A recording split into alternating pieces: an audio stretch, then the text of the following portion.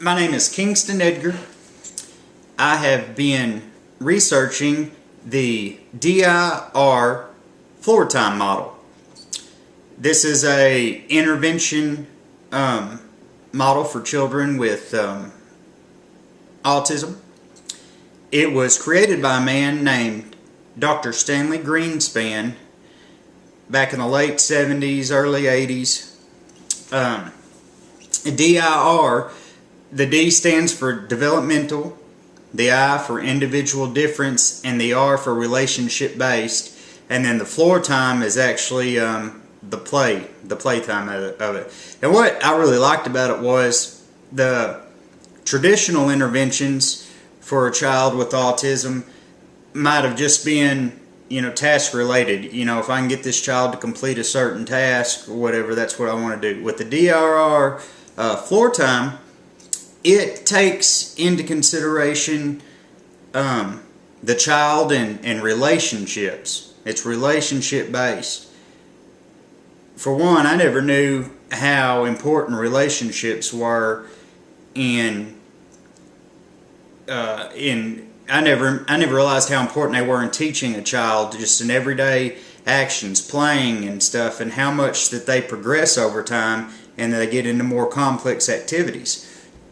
If you're a child in a classroom with autism who maybe walks around aimlessly, doesn't talk, communicate, kind of sticks to themselves, play by themselves, the DIR floor time plan, it's a intervention for a child like that. It'll help them. And what you do is it's awesome. It's a great concept. I believe that anytime you pay attention to a child, you get in the floor and play with them or show them that you're truly interested in what they're doing, that child's going to remember that, and they're going to love it, they're going to learn, they're going to remember you. And that's for any child. That's for a normal child, that's for a child that might have some type of disorder. And that's just my personal belief. But with the DIR floor time model is you get down in the floor with the child, and it says here 20-minute segments. I don't know, obviously, if you just stick to 20 minutes or if it's going to go with how the child's responding. But what you'll do is, though, you get down on the floor to play with this child and you let the child take the lead. And what I found most interesting about this was even a child that's walking around the room aimlessly, or that's staring at the wall, or that's rubbing on a piece of carpet and it doesn't act like they're doing anything, what the DIR floor time model tells us to do is to go down and do what they're doing. Get on their level. If they're staring at the wall, you go stare at the wall.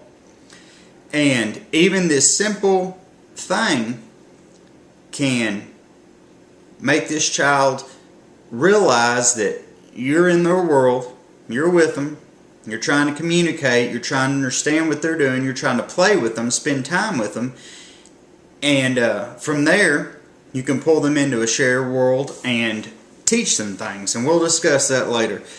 The first part of the DIR floor time model that we take into consideration is developmental. And what that means is, that means where the child is developmentally and where they can be. So if you have a child that doesn't have good social skills, academically doesn't do good, developmentally you want to look at where they're at and what level they're at. Take that in consideration before you do the floor time. The individual difference part of it, it's taking into consideration how each individual child perceives the world, how they look at the world, how they look at you. And then obviously the relationship based is that through the DIR model, the relationship based is the important part. It's the building that relationship with the child where learning can take place. So when we come into a child and we're gonna use the DIR model, floor time model, like I said first, we're gonna look where they're at developmentally, what they understand or don't understand, where they're at socially, emotionally, behaviorally. We'll take all that into consideration.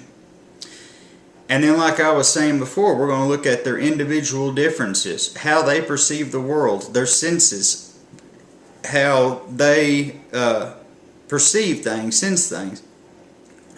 And then finally, the relationship based.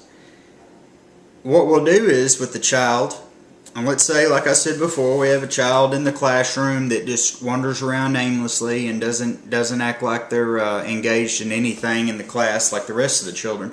And what we'll do is with that child is we would sit down on the floor and we would play with them and whatever they want to do. And that's an important part of the DIR floor time model is to take the child's lead. If the child wants to go stare at the wall, go stare at the wall with that child. And if the child wants to walk around the room, aimlessly, go do it. Do whatever that child wants to do. And our first natural reaction as adults or as teachers is to take control of a situation. Okay, let's go do this. But with this model, that's not what we do. We take what the child wants to do, and then we play with them. We build a relationship with them. If they would like to go stare at the wall, we go stare at the wall. But what you can do from there is, once that child realizes that you're interested in them and interested in what they're doing, what they have going on, and you want to be a part of it, that's when we can start playing with them. Once they get comfortable with you and you've built that relationship, and it may not happen the first time. It may take a little bit before a child will actually play with you or communicate with you or whatever, but our ultimate goal is to pull that child from their world into a shared world with us. And what we say, what does that mean exactly? Okay, let's say that a child is just walking around the room in circles aimlessly. One of the examples I came across that I liked the most was, what child's walking around the room aimlessly. What happens when you step in front of that child? Well, something has to happen. Either the child has to stop, they have to go around you, they have to move you, but either way, they have to acknowledge that you are in their world, that you're there. So let's say that they're walking around in circles in the room and you step in front of them. You don't have to touch them. You don't have to do anything like that. You step in front of them. And the child says, oh, there's a person here with me, in front of me. Well, I'm going to go around them, or I'm going to move them out of the way. But what that has actually done is that has made that child acknowledge that you are in their world, you are there. It's made the child possibly communicate with you, maybe not. But the main thing is they acknowledge that you're there, and they acknowledge that you are doing something that's interfering with what they're wanting to do. But what I've learned is, though, and what's so impressive about this to me is, let's say that the child moves you out of the way. Well, you've started an interaction right there, and possibly even a game or something with that child. One of the examples that I read was taking the child's favorite toy. And I know this sounds obnoxious, but it's not. It makes sense. Taking the child's favorite toy and hiding it in a drawer, but letting the child know where it's at. The child knows it's in the drawer. But if the child wants that toy, they're going to have to somehow show you that they want it. And that might be taking your hand, putting it on the drawer. That might be pointing. That might be, trying to say drawer, whatever. But what you're doing is you've brought that child into a shared world where they're communicating with you, where they're trying to think logically about how they're going to get that toy or whatever it is that you've done. And I just think it's very interesting. I actually had a child I substituted last year before I became a full-time special education teacher, and I had a child in there. And this child was like this. He would walk around aimlessly, wouldn't do anything. Well, at that time, I didn't know what the DIR floor time plan was. But now that I do, I think that I could have done wonders with this child.